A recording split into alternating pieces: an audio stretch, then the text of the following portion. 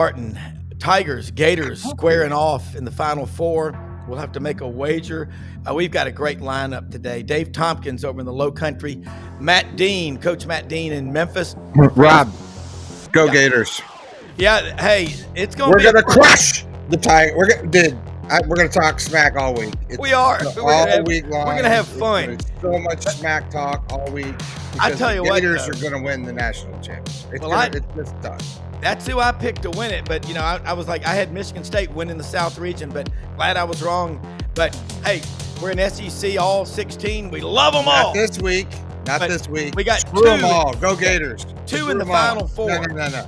You support them until your team is in it. If you're in it, there ain't no friends. It's in Colorado. When we stay in Colorado, we say there ain't no friends on a powder day. Okay? Yeah. You know what you know if you know. That's it. Yeah. You got to go. Well, look, take a picture of the QR code with your cellular phone and to make sure you subscribe. We're on X, Facebook, YouTube, 7 channels simultaneously at the same time. Brendan. That's what simultaneously means. Hey, man, exactly.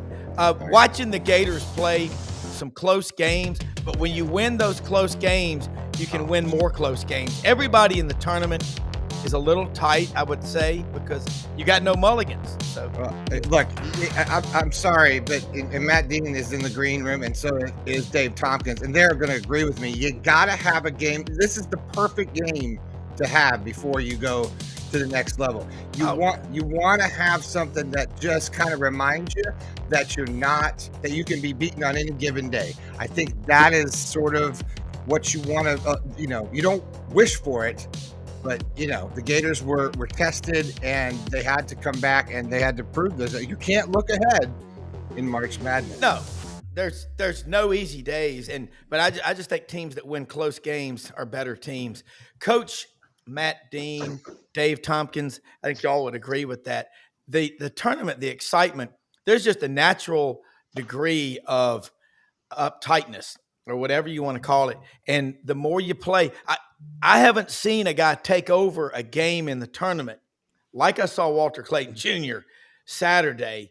That was crazy the way he took over, but he absolutely dominated and would not allow the Gators to lose. Not that he was the only player, but would you all agree that you have him and Broom going against each other Saturday? That the TV guys couldn't have drawn it up any better. Willis Reed, that's what Broom coming back on the floor, hitting the 3. Wow. I mean, just it was 1970 Madison Square Garden all over again. That was tremendous stuff. The way that game wound down, and kudos to Bruce Pearl and his team. I think I hope Broom's healthy. I guess that's going to be the big question this week. But I'm very happy for Auburn. I had Michigan State in my bracket as well. Tom Izzo's my favorite coach, but the best team won, and Auburn deserves to be in the Final Four. Well, and I like what Matt, when Janai Broom went down, he went into the locker room. The guys were saying, hey, doesn't look good. They were trying to look at the body language of his parents, but when his dad came back out, he gave a thumbs up.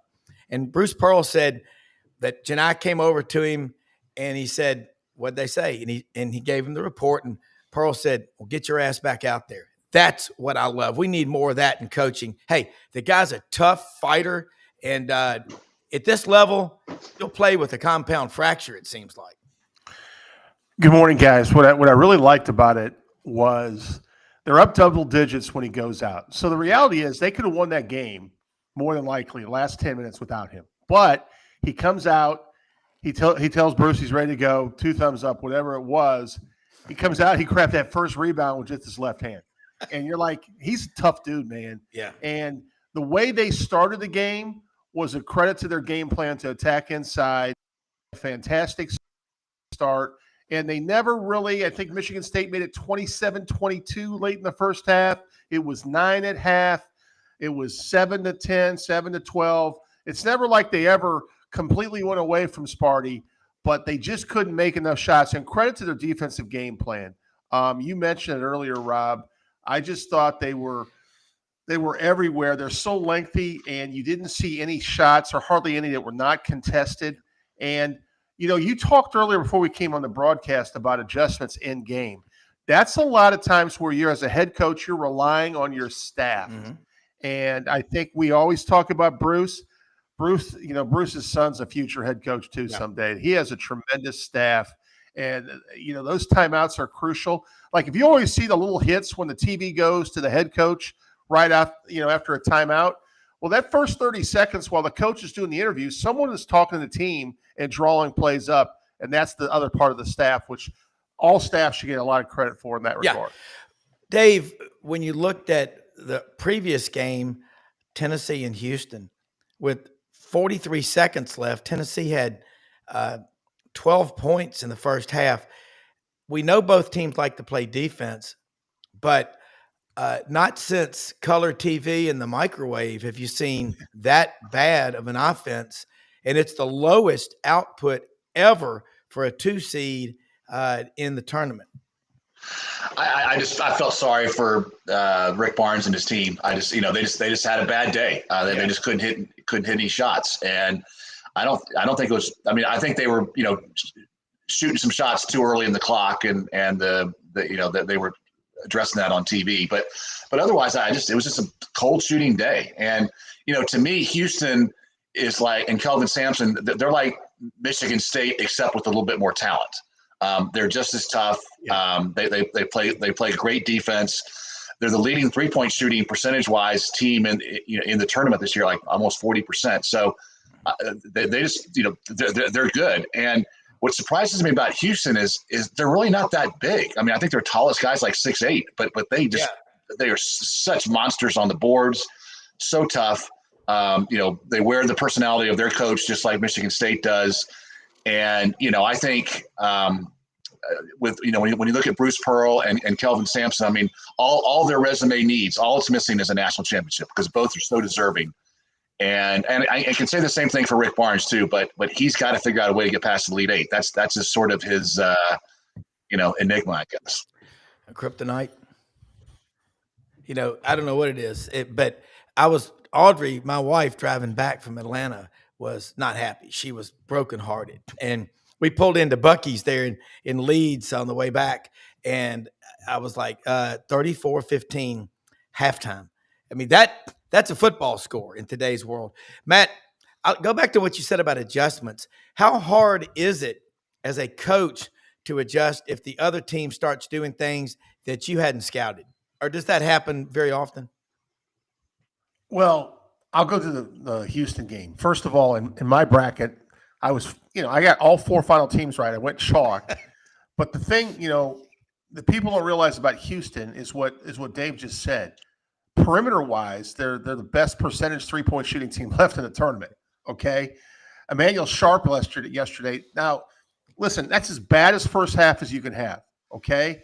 Tennessee comes back out in the second half. What they do, they start attacking the rim more. Because when people pressure you from the perimeter and you can't get off shots, you have to go by them. You have to attack pressure. And in the first half, Tennessee didn't really do that too much. They got a couple open shots off of curl action. But, man, and you got Ziegler, one of the best point guards in the country. And this is where I think people fall in love with the ball screen too much. Yeah.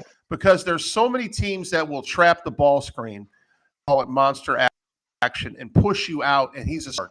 You're sometimes better going 4 flat, or we used to call 4 down, where you let that guard have more freedom to make a play and then run people off it from the baseline, whatever you want to call it.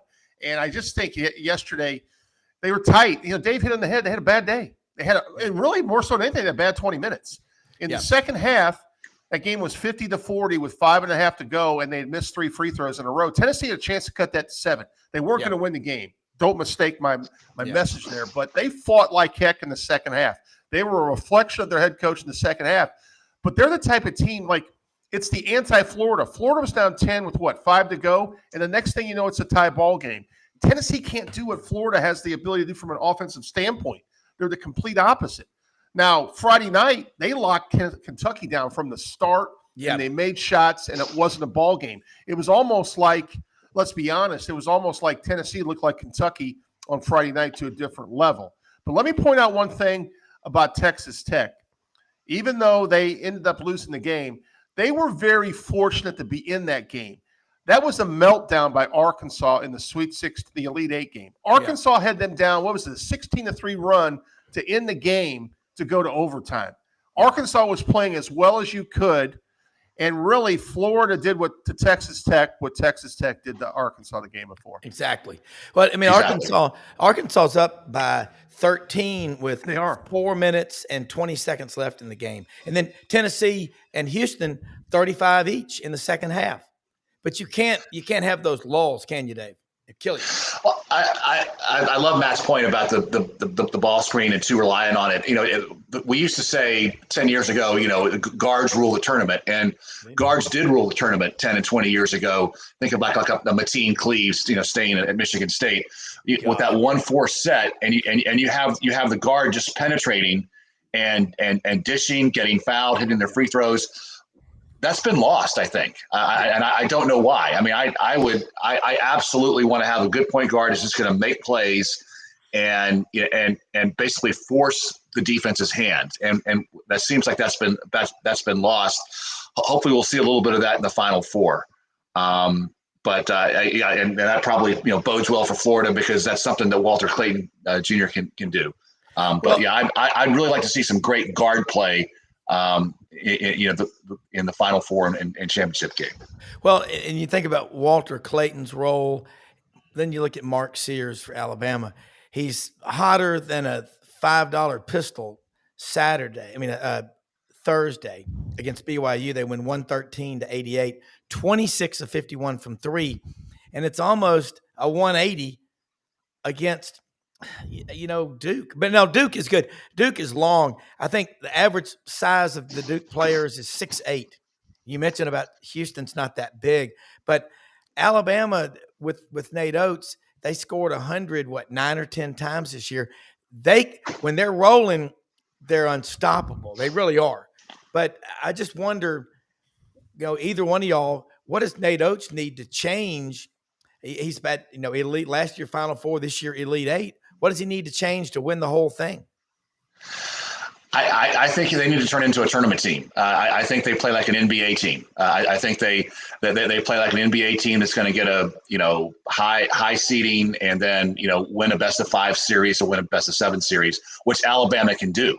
But that's not March Madness. March Madness is one and done, and they have to have a plan B. And I'm going back to. All the way back to Wimp Sanderson. I've never seen an Alabama team with going back to the 70s and CM Newton with a plan B. They have a solid plan A, and with Nate Oates, they have a fantastic plan A, but no plan B, in my opinion. That is a great description of it. Franz Beard, hot off the trail at the Hound, coming cross country. I imagine, Franz, you were having quite a time, and I sent out a text with Lauren and Buddy, and you were on there Saturday when I was over in Atlanta. I said, y'all got this. You got this. And you just, you had to have a poker face. But, friends, I know you weren't rattled at all watching the Gators take out Texas Tech. But they're honestly, let's think about Walter Clayton. And I'm not saying this just to suck up to you because you're Florida guys. I'm not. I would, if you asked me if the dress makes you look fat, I'll tell you if it does. I really don't care if I offend people or not. I'm going to tell you the truth. Fat. No, I'm kidding. I'm just saying Walter Clayton is incredible. And I think Jedi Broom, National Player of the Year. You give me Walter Clayton is the best guard, and the most complete player is Cooper Flagg. But it's the best power forward, big man. But what Clayton, he will not let – he's like a football player on a basketball court, and we know he was a hell of a football player in Lake Wales, Florida. But what a close. Damn, that was strong. Well, it starts with Walter Clayton. Thank you, love you. And you're talking about a guy that had offers from Notre Dame, Alabama, Georgia, Clemson, LSU, Ole Miss, and Texas, among others, for football. Yeah, pretty good football player. Yeah, that's a pretty good crowd. He told me Friday night, and he said was asked why did you choose basketball? He said because I don't like getting hit. Wow. Well, he likes breaking hearts. God bless. But but that's amazing because I've watched him in 3 games in the tournament, and he's just getting brutalized. I'm telling you what, I have never seen anybody. He should have shot 30 free throws in that game with Texas Tech because I mean this was like a 20-man over the top NWA deal. I mean it really was. Yeah. Now, I got to tell you what the Zebras. They're James Breeding, Steven Anderson, Michael Irving. They just let it go, and it was the only thing they called was if it required a body bag, then they'd say, oh, okay, well maybe we'll blow the whistle this time. But it was as physical a game as I have seen in a long time. And to Clayton's credit, he can absorb all this punishment, and yet still at the end of a game when he needs to, he can take it over. And that is what I think separates him from just about any of these guards we've seen who suddenly go into shooter's comas at the right time. Yeah. And I to his credit, he absorbs the punishment and still has whatever it takes at the end. And he never went out of the game. No, he's a football player on the basketball court. Matt, wouldn't you love to coach a Walter Clayton Jr. in clutch time or a Janai Broome? I mean, these guys are fearless warriors. And guys, real quick, Matt, does anyone remember Screaming A. Smith, Stephen A. Smith? I call him Screaming A. Smith.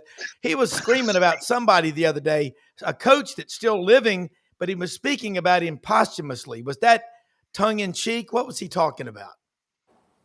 He gets a little carried away. Well, I know I do too. I can't answer that question, but let me tell you this. He reminds me of a young Dame Lillard physically. God. And that play, Brendan was showing some things on the screen there that we saw, some plays in the game. The play that I can't get out of my head, and I think it may have been 75-72 to tie it up. He's on the left wing. He enters the paint, and it's like, nah, there's traffic. And then just kind of dribbles sprint-wise to the right wing, and almost like in midair turns around from 24 feet and just drains it. I mean, you don't see people make these plays, guys. He is a playmaker. He's a big-time shot maker. No one left has this dude. I don't care what you say about Cooper Flagg. Is this the play? No, that's not the play. No one has that dude left, guys. Well, look at how about that guy? I mean, and him, but Walter Clayton, I'm not sure when it happens. Is Brendan putting it? He has to be, but there's a play. That was not okay. So it's the play after. It was play after this. It's the next play. It's the one that put the Gators in front, 78-77. That's right. Dribbles in. He's got Darian Williams and JT Toppin in front of him. Right. So he dribbles out, and there's space, and he just and boom. Right there. Okay, forget it. And now there he is. Boom. I mean, that's incredible. That was a killer, guys. That is incredible. That's all I got. Yeah. And nobody in the country can do that except Walt. And look at this. Boom. There he is. Yeah.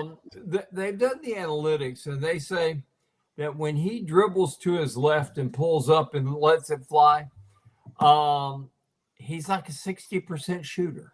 Wow. Dribbling to your left and then pulling up, that if you're a right-handed shooter, that should not, that goes against the grain of what's supposed to happen. It's like a pocket passer rolling left and throwing back right. It's done by a few people, but not a lot. Yeah. Dave, think about the analytics they just talked about with Walter Clayton Jr. What AI is going to do to sports. Well, speaking of AI and change and all that kind of stuff, newsflash, this just in, the NCAA has decided to move the Final Four site from the Alamo Dome in San Antonio to Greensboro, North Carolina. Yeah, I wouldn't be surprised. They want Duke to be held, and referee Right. Pat Adams will That's referee. just way too far for Duke to have to travel, man. That just ain't Right. fair. It's not fair. Well, It's not here's fair at all. You know, I got to tell you what, guys. I've watched 3 ball games that Florida's played. They've all been like sumo wrestling events. Yeah. Something, we've got to get a handle on the game. We've let the game get away. When Derek Queen, for example, can take 5 steps and not get called. When a Walter Clayton can get brutalized, and he does. I see stuff that goes on, and it's like the norm nowadays. The game's not it's a contact game. It's not a collision game. Yeah. And we've turned it into a collision game. They don't call charging anymore. Right. Hardly ever. I mean that, and they say, well, it's too hard for the referees. Well, guess what? The referees suck. I mean, there's a wonderful site called Ref Metrics. And if you don't, if you want to find out about who's a good official and who isn't, go look in there. Do you see in the top 20, do you see Doug Shows? Do you see Ted Valentine? Do you see Roger Ayers among the guys who call the most fouls? No, but they call fouls. And you look at what their rate is. It's pretty much home team, visiting team is the same. This guy that James Breeding that called the Florida game, 14 fouls, something like that, or 16 fouls for the home team, 19, 20 or something like that for the visitors in every game. You go like, if there's a guy who rarely calls games anymore named Mike Nance. And Mike Nance was a guy who if you're on the road, you love him. If you're at home, you sit there and say, holy cow, why did we get Mike Nance? He's going to favor the visiting team. It's like you're starting the game and you're the home team. It's like you're starting the game down 8-0. Yeah. Well, all of y'all, Dave, and you think about these officials, it's almost like it's a staged play that when one team is pulling away from the other, and especially if it's at certain schools, the refs are just ready to just get out there and be a part of the game versus being a referee. There's way too much of that going on. Wouldn't you agree, Dave? The only thing worse, I've always hated coaches who are bigger than the program, and I've got some ones immediately come to mind, but I'm not gonna disparage them on the show. But the only thing worse than that, feel free to do so if you would like. Don't worry about it. Well, one of them, a great coach, but he and I have the same alma mater. And his successors in the Final Four this year. Anyway, but refs who are bigger than the game, and I mean there's just no cause for that. Just call the game. If you make a bad call, don't do a makeup call. Just call the game. And we don't care about you. We really don't care about you. We'll do ref metrics and see who's there, but you're not going to get to the Basketball Hall of Fame in Springfield by being a ref, and just it is what it is. Yeah, Matt, here's the thing. You just hit a really good point. Oh, shit. When Florida played UConn, Courtney Green was one of the officials, and my issue with Courtney Green is he makes a lot of right calls, but when he makes a bad call, the next thing you do, darn good and well on the next possession to try to do a makeup call. And I don't care as long as they're calling the game the same way at the beginning as they are at the end, I don't care, because then it's up to the coach to get his players to respond. Okay. Unless it's just blatant, if they're calling it the same way and one team's just hammering the other. But when it's all even like that and it's the same the entire game, it's up to the coaches. But we've gotten to a point that you got makeup calls, you got some officials who I think live to be on television. Now, Ted Valentine, people call him Television Ted, but you want to know something? He gets the calls right. Yeah. And one of the things Ted's always told me, he says, you got to be able to make a call and flush the bad call out. He says, you're going to make 5 or 6 of them every ball game. He says, I don't care who you are as an official, you're going to make 5 or 6 bad calls. And you know what? Hank Nichols, who's probably a lot of people consider the greatest official of all time. Yeah. Hank Nichols told me the same thing in Greensboro in 1974. He says, I'm going to make 5 or 6 bad calls. You can count on it. He said, but the game's too fast. And it's kind of like Doug Shaw said, you got, and I don't mean to sound racist like this, he says you got 8 black arms going for the same basketball. Which one belongs to who? Yeah. I mean, Matt, let me ask you this. As a coach, we all remember how Bobby Knight would sometimes put his, get into the ear of an official, and suddenly the game would just completely flip. You're, a big guy, 6'3", about 205, all muscle. Did you ride the ass of an official once or twice in your coaching career? And how did that work out for you? And did you also talk to him before the game, shake hands and say, look forward to a good, clean game? And you'd say, yes, sir. How does that work? I mean, from your perspective. Well, Rob, I appreciate the bio. I haven't been 205 since birth. But anyway. You're all appreciate it. Lunch is on me Thursday. But let me just say this. A couple things about officiating from a coaching perspective. So I was a head coach for 16 years.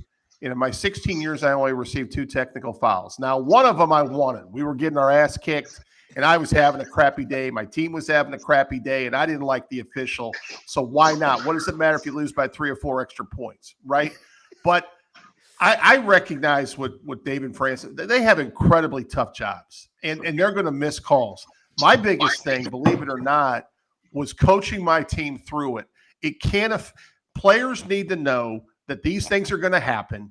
And from a composure standpoint, we can't let ourselves get so emotional that we let a bad call affect our play, if that makes sense. So that's the thing. You have to coach your team knowing, man, there's going to be a lot of plays. There's a lot of 50-50 balls. And guys, I coached at a level. Now, we have replay at Division III now, but we never had it when I coached, guys. So there was a lot of plays I wish we could have gone back to. I'll tell you why. It's not necessarily the call. I'll give you an example. This is 2014 or 2015. We are coming back against Texas, Tyler. The winner advances to the Sweet 16. We're down 1. We're pressing.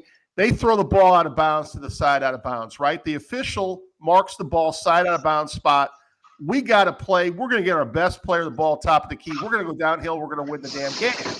Then all of a sudden, this underneath official comes out. Mind you, I got no timeouts left, and changes it and says, no, it was not deflected. It's underneath out of bounds. Okay? Which is a totally different situation. There's 5 seconds left in the game.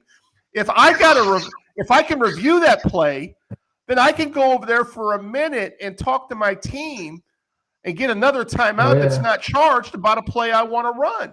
And that's where I think the real benefit has come in the last 2 minutes of games with replay. You see it all the time. There was a couple plays the other night in the Purdue-Houston game. Man, that game took forever. By the way, it was a great game.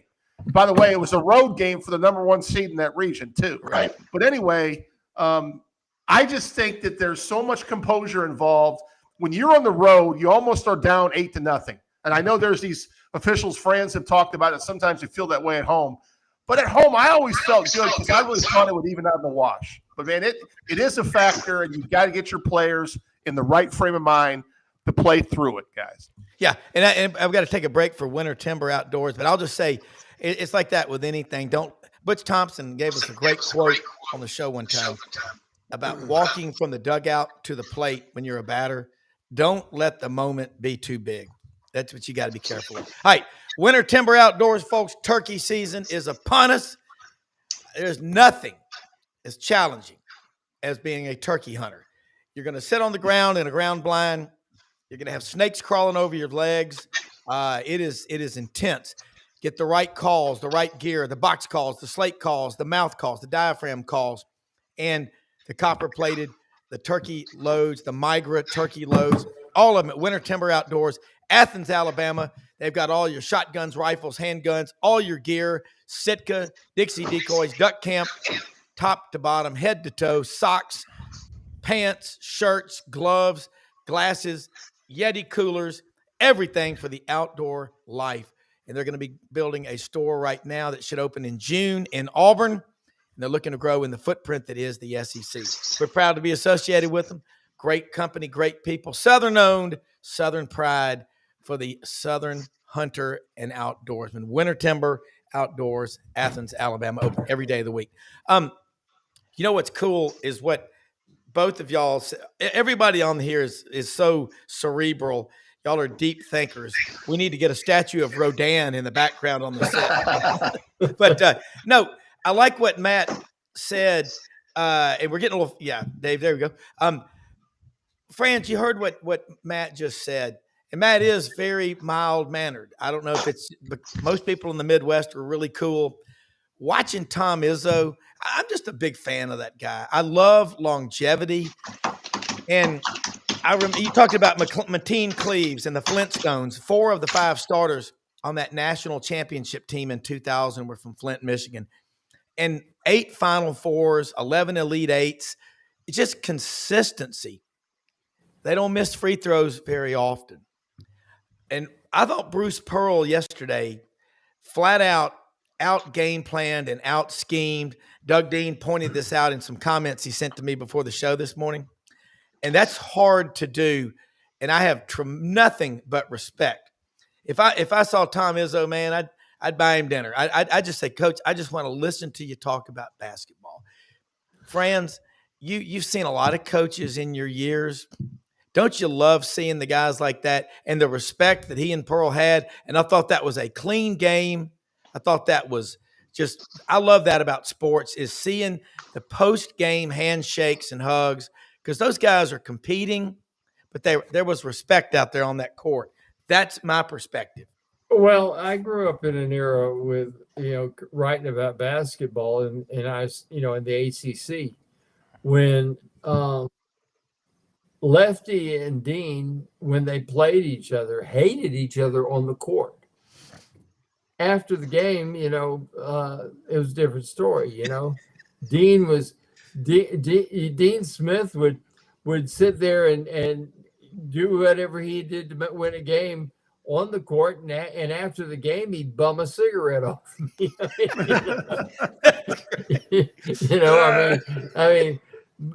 But the respect was good because it was not only coach to coach, player to player, etc.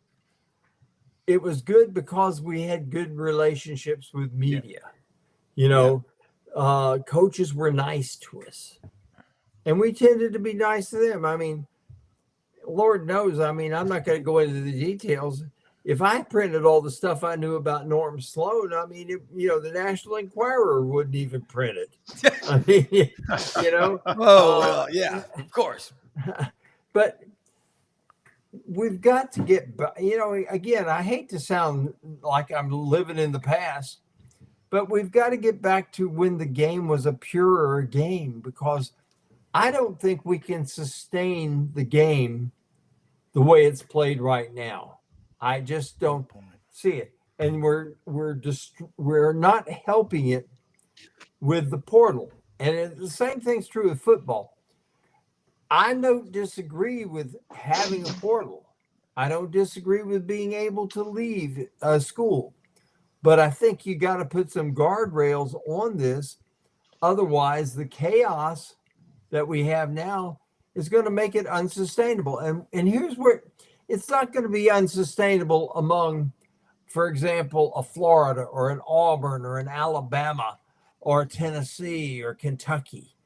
No, because these schools are good enough that players from, let's say, down at North Texas, or maybe used to be Northeast Louisiana Monroe, Yeah. or places like that, they're going to say, I'm never on TV. How are the pro scouts going to know about me if I'm never on TV? How am I going to get NIL money if I'm never on TV? Yep. So those players are going to go up. It's going to be like a magnet, sucking them up. And we've got to get back to, we got to have some guardrails, because kids want to move up, but you can't just drain all the talent from down below. These guys down below have jobs too, and wives and families to support, and kids who need to get an education. Yeah, and I'm not for socialism, but the top programs, you got all 4 seeds for only the second time ever, Dave Tompkins. And by the way, Dave, real quick, can you tell Swamp Fuel 120? I love this guy's name. Hey Rob, how many media timeouts are put into a game? Can you tell us that, and then go ahead with your comments? Oh, okay. So the media timeouts are at 16, 12, 8, 4. So it's every so there's 6 4 minutes on the clock. Yep. Okay. First off, on officiating, I used to do some officiating, and I always made a bad call when I anticipated a call. I would anticipate a call when I was nervous. So I would be nervous if it was a big game, if it was a fast game, or if there was a coach yelling at me. So I wonder if that's the case with some of these refs that are anticipating calls. I think Exhibit A, on Francis' point, is Maryland. What a shame. I'm really kind of disgusted with Kevin Willard, with the way he behaved on his way out, on his way to Villanova. I mean, he built that team through the portal. Maryland is a basketball school. It's not a football school. It's never going to be a football school. It goes all the way back to Lefty Driesell. But he built that team through the portal. They make the Sweet 16. That's probably as far as they're going to go. The Crab 5, all that's great. Now he's gone. The team's gone. The program's gone, and that's just a shame. And I think, to me, that's Exhibit A to Francis' point about what's wrong. That Dave, I agree with you totally. The way Kevin Willard handled that, I mean, he distracted from his team. I mean, that's not why they lost. Florida just was better, but I agree with that. Matt, as a coach, and a lot of coaches around the country, like I say, D1, D2, D3, you're all in it to win it. You're all competitors. You understand it. Okay, so there's 8 total media timeouts, 16, 12, 8, and 4. Guys, there was a timeout in the first half yesterday, Matt, when Auburn seemed like they were just running away from Michigan State, and there was like a half-hour timeout. Those things are so annoying, but sometimes you feel like it's scripted. Matt, how do you keep momentum with all these timeouts when you're wearing the other team out, but these timeouts come and give them a break that you don't want them to have, or sometimes you need it yourself? So I guess it goes both ways, correct? Yeah, a couple things. Back when you're making a comeback and you're trying to shift momentum, there are times, especially if you're picking up man full or pressing, that we may make a basket and I may use a timeout just to give my team a rest so we can re-energize and continue this run. Some people counter that and say, well, you just hurt your momentum because the other team now can sit down and draw up a play and gain their composure. I get it, but sometimes as a coach, you have to trust your gut, trust your team, and know when you need to stop play. Conversely, there are times when you're just getting your tail kicked and you need to stop play and you need to get your team over there for a minute break, whatever, and get them out of the line of fire and hope you can draw something up or utilize a play that, is in your repertoire that you usually run after timeouts. Now, conversely, if I'm a coach and I've been playing man-to-man defense and the other team calls a timeout, it's a great time for me to switch to zone, because I may get them in a situation where they're coming out trying to run a man set, and we switch to a matchup zone, 3-2 drop, whatever, triangle and 2, whatever, just to screw them up. And then we may go back to man after that possession, but we're going to give them a look they haven't seen. So it's definitely strategic, guys.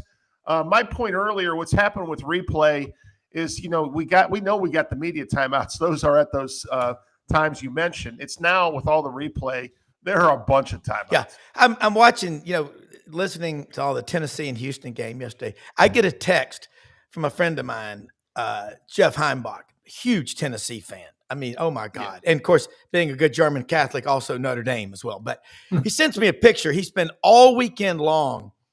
He's been holed up at this big volleyball tournament for his daughter. And he sends a picture during the middle of that. Tennessee is losing badly. My wife is frustrated. She's angry, evolved for life she is. And there's a picture he sends. He goes, oh my God, look who's sitting about 20 feet from me against the wall. Jimmy Page. Remember him from Led Zeppelin? Obviously, he's got a granddaughter. And I said, well, he's obviously in town. That's just what you see in Memphis all the time. You'll see guys like Mick Jagger, Robert Plant, recording at Ardent Studios, I believe. They'll come in to record, and I guess he had a friend or someone. He's just sitting there, and he's asleep. He's like my dad. My dad could fall asleep talking to you. He's a narcoleptic. But I like what these timeouts, they're annoying as hell. But as a coach, Matt, and you're you're kind of a Hugh Beaumont of coaches. I'm gonna start calling you Hugh. Remember Ward Who Cleaver? Is Hugh Beaumont, by the way? Ward Cleaver. Ward Cleaver. There we go. How have you, Matt? Drop and give me 20. But you're so calm. Rough on the Beaver last time. Yeah. That's right. But Matt, Eddie you're so calm. That's right. Eddie passed away recently, I might add. But Ken Osmond. But my thing is, Matt, you're so calm. But also, I've been around you, and I've been around you with other coaches when we go over to the cafeteria, the Lynx lair at Rhodes. You're very intense. There's strength. I love to listen to these things about the stoicism. There is strength in silence and being quiet, isn't there? There is. And one of the things, when I was an assistant coach for a decade, I learned a lot from a Hall of Fame coach, Coach Hilgeman.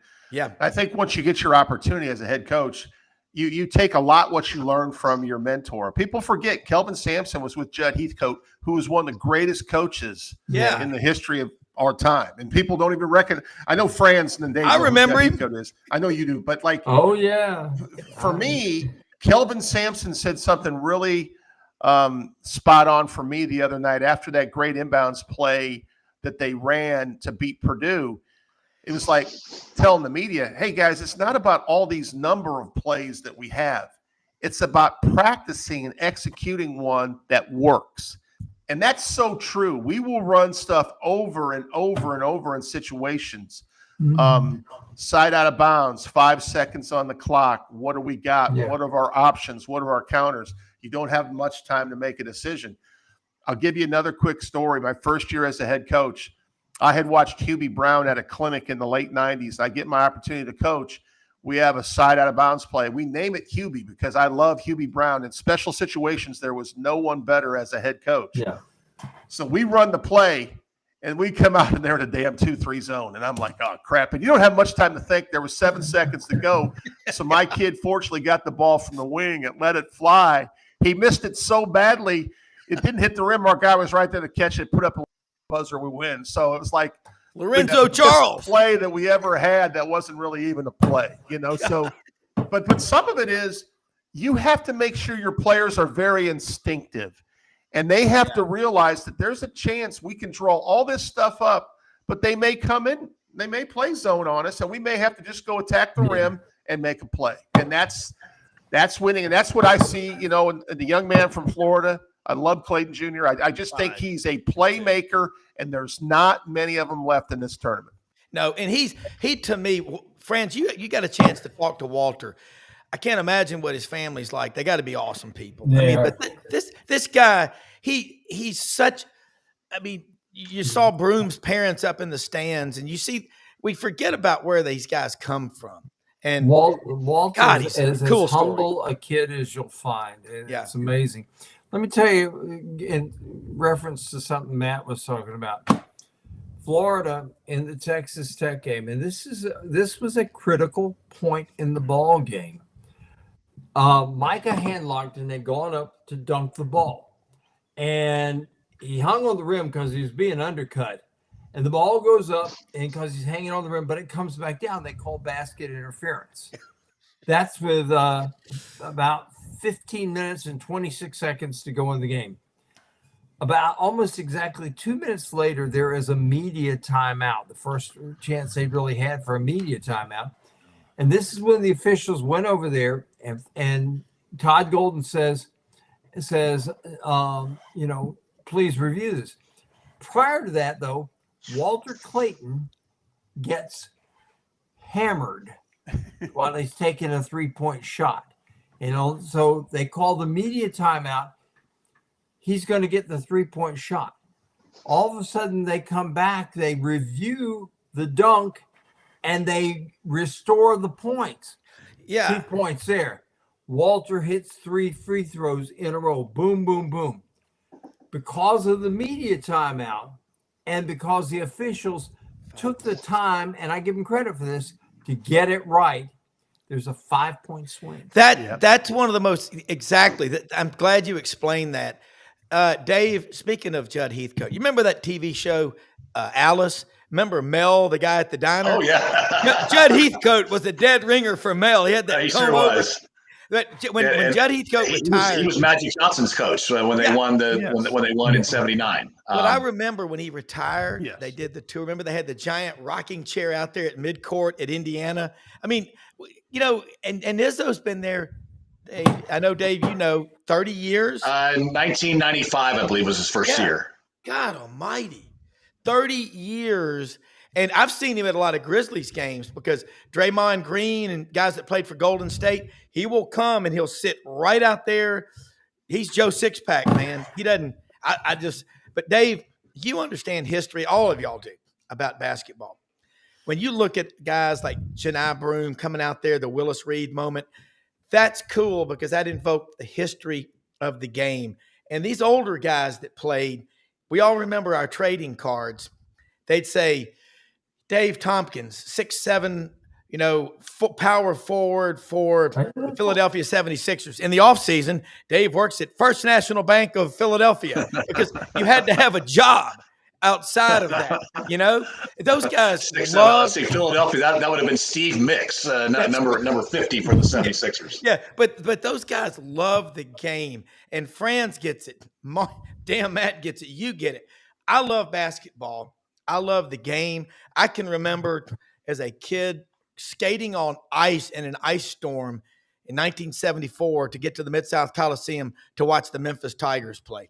There was an ice storm. The city was shut down, but we went down there to see the Tigers play. And Matt, living in Memphis, there are 3 things that will get you up. How to wake you up in the morning. It's an Elvis song on the radio, the smell of barbecue, and the Tiger basketball team being on a tear. It's just, Dave, very few people get it, but this panel of y'all 3 understand how big basketball is. This Final Four this weekend in San Antonio. How crazy is it going to be? And the Duke fans I understand a district judge has filed an injunction, you're correct, to stop the Final Four. It's been moved to Greensboro, and other teams will get what tickets they don't want. Is that true? Yeah, I mean, in Greensboro, that's at least an hour drive from Durham. I mean, the damn thing should be in Raleigh. Raleigh makes a lot more sense. That's right. Well, you can put it at Cameron, but at Cameron, you sit there and the rats come up and introduce you to their grandchildren, and 6 weeks later, if you come 6 weeks later, the grandchildren have grandchildren. That's right. Yeah, Dave, give me. What do you think's going to happen Saturday? Well, I think what I like about this Final Four is the last 2 Final Fours. It was everyone knew that UConn was going to win. This year, I think any team can win. I think you're going to have 2 really, really good games. I think Bruce Pearl is my second favorite coach after Tom Izzo. So I'm pulling for Auburn, but I believe Florida's going to nudge them, and I really hope Houston wins the nightcap. But I have to admit, Duke is a lot better. Franz and I were on the show a couple weeks ago at the beginning of the tournament, and we were besmirching Duke. They are a lot better than I thought, and give credit where credit's due. And they're big and they're athletic, and it's a lot more than just Cooper Flag. And John Shire is a good coach. That they picked the right successor to Coach K. But I think it'll be a good game, and I'm pulling hard for Houston, but I'm afraid the final is going to be Duke, Florida.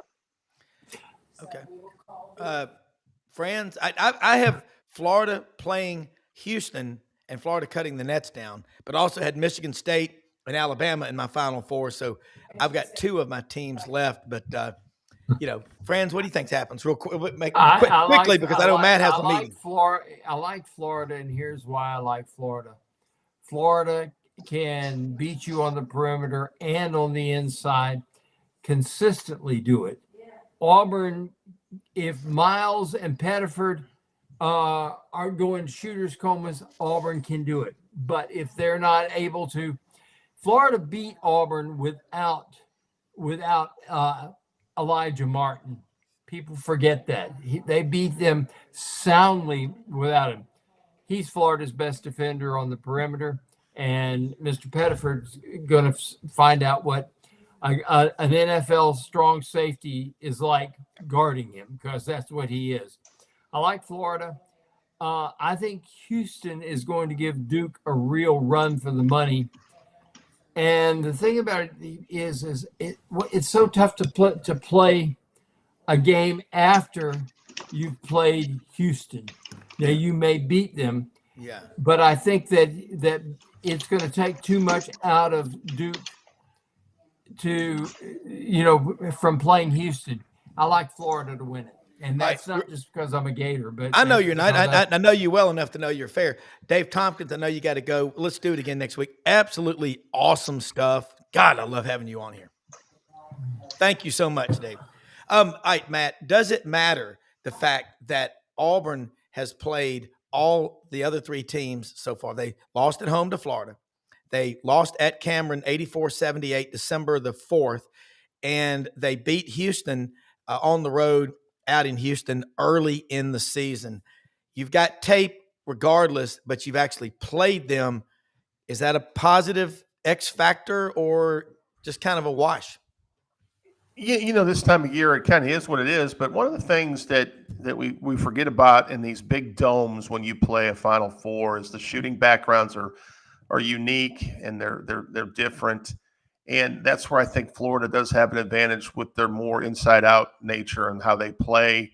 I actually, when I first took a look at this bracket, I'm looking at my first bracket. I only did a couple, but I actually had Houston beating Duke in the Final Four and then playing Florida. Now I'm not so sure. I think Duke, kind of what Fran said, I think Houston's going to give them a heck of a game. I think it's going to be a Florida-Duke final. That game I'll be pulling for the Gators. But I'll tell you right now, Duke is playing better guys than I probably gave them credit for, because I thought the ACC, and it was a weak conference, but Duke is obviously the gold standard. And I think give their coach a lot of credit. I think Shire's done a marvelous job. And it was funny, 2 years ago when he was a first-year coach, remember Tennessee physically just beat the heck out of them.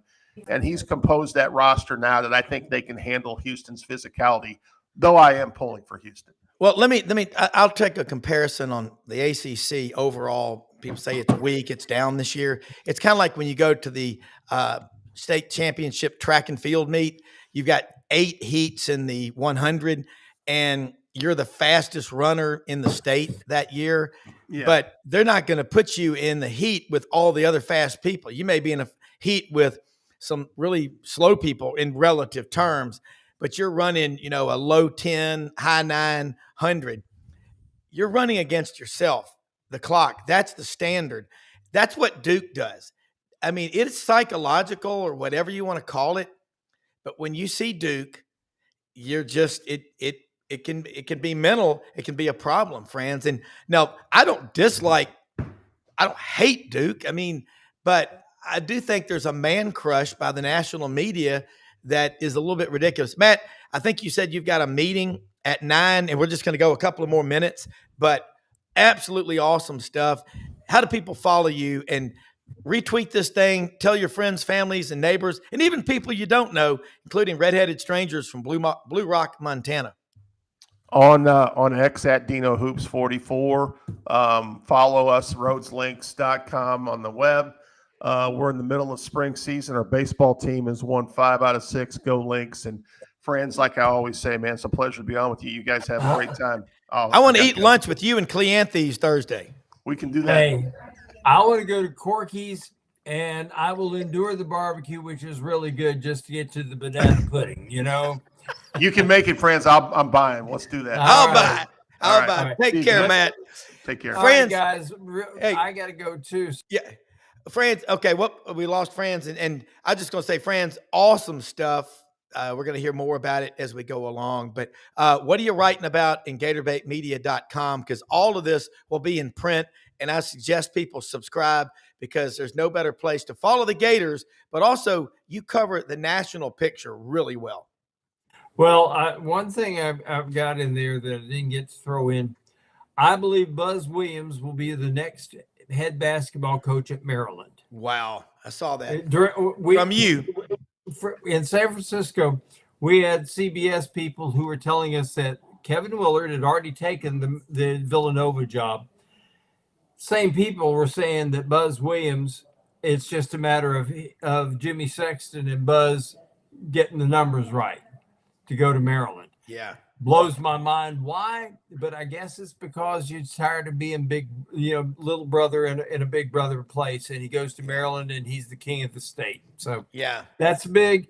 The other thing I wrote about is Todd Golden in 3 years is set to be king of the roost. Okay. He's going to be the tall hog at the trough. All right. Now you got Billy Napier has had 3 years too. And Billy Napier is nowhere close to where Todd Golden is. This is a time where Billy Napier is going to be compared to Todd Golden, and it's going to be a critical time. So that's what I wrote about today. Hey guys, Rob, will always love it. Anytime you need me, always ready for you. Hell yeah, get some rest, man. We'll talk to you in a little bit, okay? Thanks so much. Let me say something about our sponsors. And man, we're growing this show. We have the best executive producer on the planet, and there's so much great information coming out. LandersForwardMemphis.com. Let them know you heard about it on Sidelines. $500 off. They'll work with you, whatever your situation is. Good credit, challenging credit. Matt said, Brad Bellamy, the general manager, said they spent 8 hours with a person one time and they were in tears. They got him into a vehicle. They're fair. I love these people. Landers Forward Memphis. They're located at Poplar and Houston Levee, where Memphis and Collierville come together. Their name is all over the Mid-South. Those of you that are Houston High School, Collierville, like my wife, Christian Brothers High School, Tom Nix Stadium, Landers Field. They've made a massive commitment financially to support CBHS. Show them how much you appreciate that. Get out there, look at the cars, the trucks, the SUVs. What better thing to do than drive around in a new truck or Bronco? I love these vehicles out there, and the service department will pick you up at home, at your office, round trip transportation. The commitment just begins the minute you sign the deal. They're with you forever. Great folks to work with. If you didn't buy your last vehicle from Landers Ford, you probably paid too much. Down the street, Hewlett and Dunn. I'm going to get out there possibly today. Hewlett and Dunn open Monday through Saturday, 10 a.m. to 6 p.m. You get out there and you look at all the great gear they have. They've got great looking men's and women's boots. You see that orange box there? That's the turtle box. That is the best thing because it can drop in the water. I've dropped mine in the water 3 or 4 times just to listen to the music. As long as you hit that seal and you close it, it'll play music underwater. The turtle box, they got them there. They've got Barber, Filson. They got the best gear, and they got a 50% off sale on the winter gear. Filson, Pendleton, Schaefer, Barber, Duckhead, great looking spring fashions. All of them out there. They've got them luggage, Filson luggage, the shorts. Again, great looking men's and women's boots. I'm telling you guys, it's never a bad time to buy a gift for your wife or your girlfriend. or your kids, or for anybody, get out to Hewlett and Dunn. Best selection of boots and men's and women's gear for the town and country life you'll find anywhere. Open every day, Monday through Saturday. Hey, push off. Go out, help people, make great things happen. And remember, we can't do everything, but we can all do something. See you tonight on the Buddy Martin Show at 9 p.m.